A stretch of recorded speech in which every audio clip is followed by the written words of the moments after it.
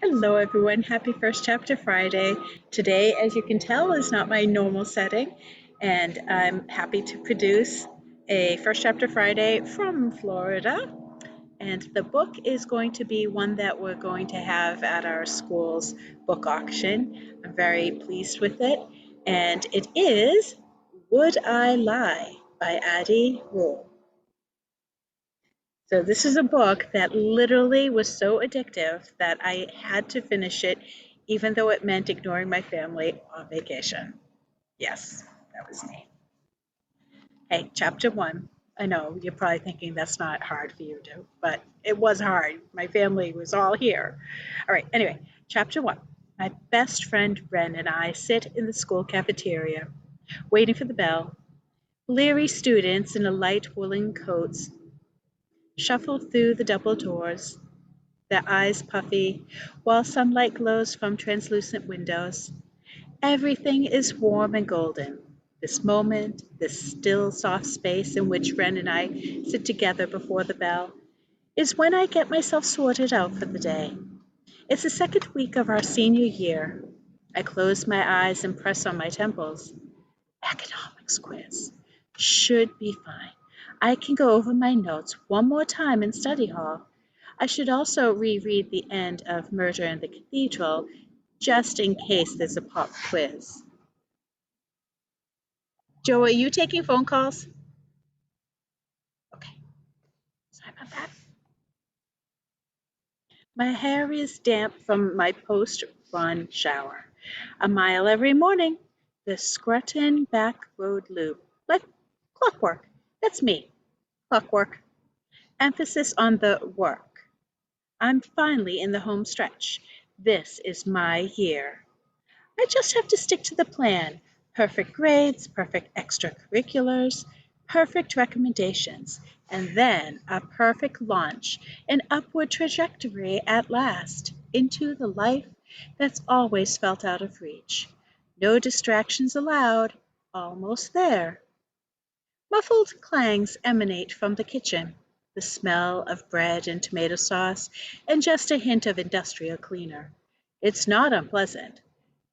Wren peers at their phone and scribbles in a glittery notebook while I find myself absent-mindedly drawing long lunch tables in my sketchbook, their plastic seats occupied by large-mouthed creatures with googly eyes.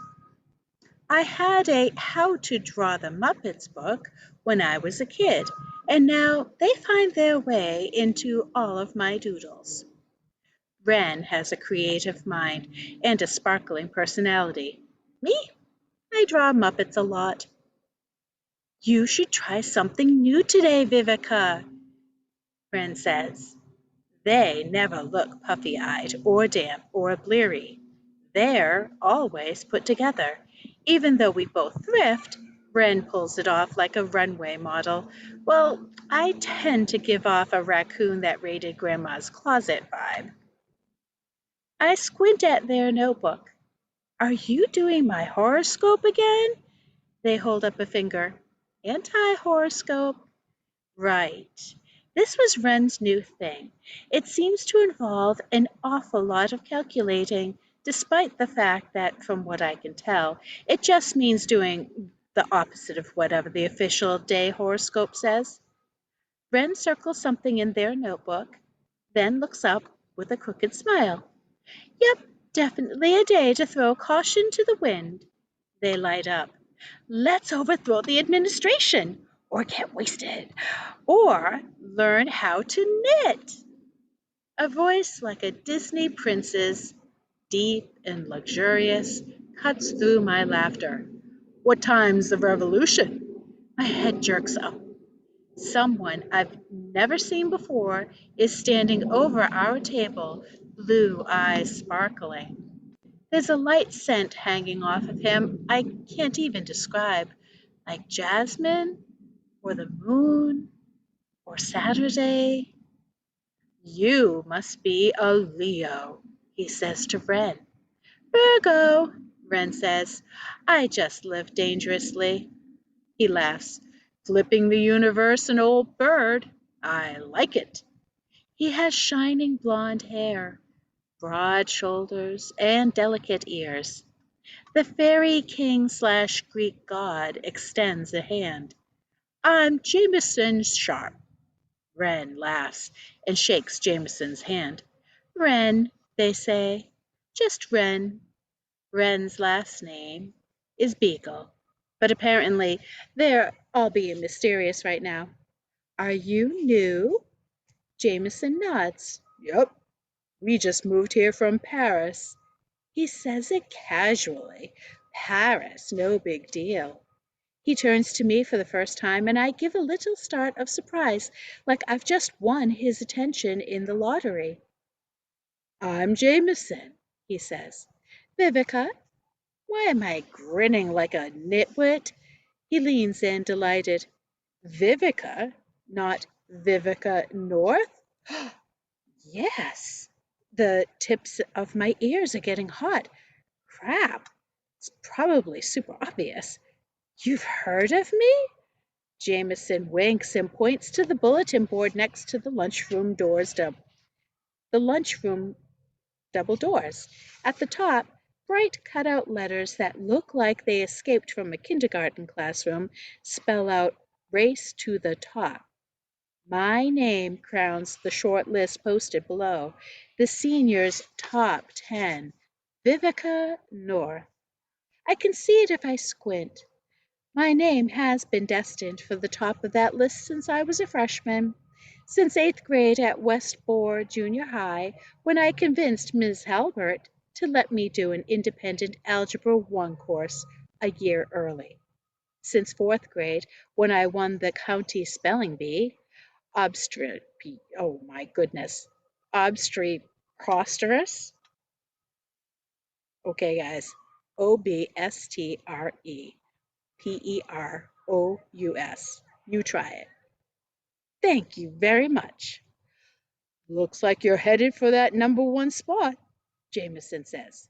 I mean, I'm in the number one spot, I say. Ren gives me a look like, really?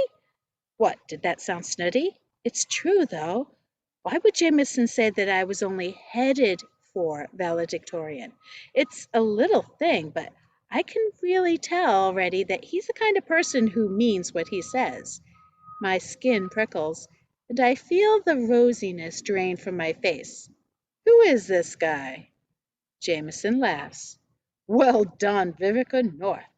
He adjusts his army green messenger bag. Looks like we have a lot in common. Back in Paris, my name was in that shiny number one spot. Yeah?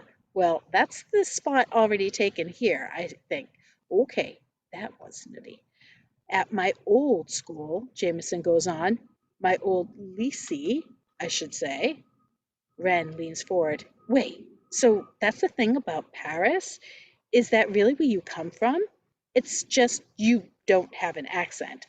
Oh, no, not at all, Jameson said with an air of modesty, shaking his head. I'm from LA. I've just been in Paris for the last year or so.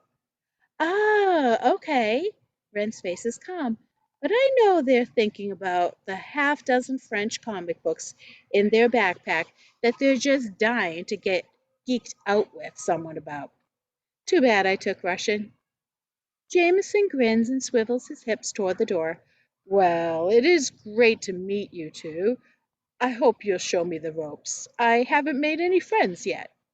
Then he makes eye contact with me. It's intense, but I'm not grinning anymore. To be honest, he's kind of creeping me out. Although I know you're busy with academics, Vivica, Jameson says, I know how much work it is to stay at the top. His tone's gentle, but it rubs me the wrong way. He doesn't know anything about how hard I work. Then, with a bright smile, he's gone. He breezes away through the double doors, the race to the top list fluttering in his wake. So this year just got a little more interesting, Wren says. Did you see that perfect hair? Yeah, and the perfect grades, apparently. My words come out snarkier than I want to let them. Ren snorts. Wait, are you jealous of charming new guy? No, he had to bring up the fact that he was valedictorian at his old school, like he already earned it there, so now he deserves to earn it here instead of me. I flop my head down onto the table as the homeroom bell rings. It sounds petty when I say it, I guess. It's not petty, Ren says as we gather our stuff. It's adorable. But I do think you're too stressed, Vivica. Are you worried about your Everett interview tomorrow? Because you're going to kill it, my friend. You're going to murder that interview in the first degree. Thanks. I hope they're right. Wren wriggles their backpack on. Besides, it's only October. Nobody's been named valedictorian anywhere yet. Not until the end of the third quarter. Yeah, I say, but the moments replay in my mind. Jameson's words. My name was in that shiny number one spot. I know how much work it is to stay on top. Was that a challenge? What if he went to some fancy genius school, sorry, Lisi, or however you pronounce it, and finds all our classes super easy? Wren skips beside me as we head through the lunchroom doors and turn left into the crowded hallway. Maybe you should ask Jameson out, diffuse some of this angst or whatever. Huh, maybe you should, Wren smirks. I mean, I'm not gonna lie, I would ride that all the way to town. I adjust my backpack. You've never ridden anybody even halfway to town, except Principal Washington. Okay, I laugh. Wren knows how to crack me up. Maybe I'm starting to feel the stress of senior year. After school today, I am tutoring a sophomore who's worried about geometry, then a freshman having trouble getting solid on his state capitals, not to mention looming scholarship application deadlines and my online editing work. Oh, and my actual homework. But I've got them covered. I've got it all covered. College is so close, I can smell it. The fresh scent of 300 miles between me and this town. The first North to escape. The first North to be valedictorian. Unless it's Jameson Sharp. So, chapter 2. Now, maybe that seems like a whole lot of school stuff that might be hard to digest since so many kids don't appreciate um, putting in a ton of effort to get great grades and hard to relate to that. But trust me, this book gets intense because there is going to be some amazing competition, amazing scummy things that people keep doing, and then it just gets dark and deep and awful. And you definitely want to find out who's telling the truth, who's, fabricating stuff, and it's just really good. So please finish the rest of the story, and thanks for listening. Have a wonderful rest of your week. Bye.